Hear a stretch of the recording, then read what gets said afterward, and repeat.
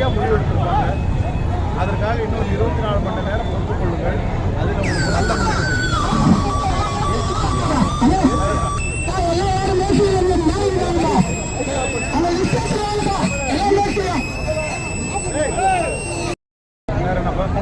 தமிழகத்தை பொறுத்தவரை கருத்து வந்திருக்கும், இந்தியாவை பொறுத்தவரை ஒரு கருத்து வந்திருக்கும்.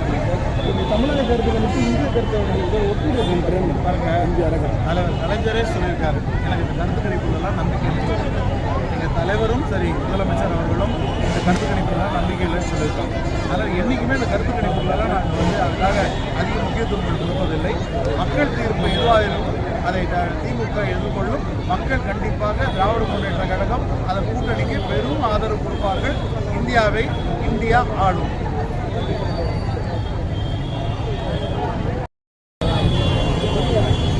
அதான் சொன்னேன், கட்டுக்கணிப்பு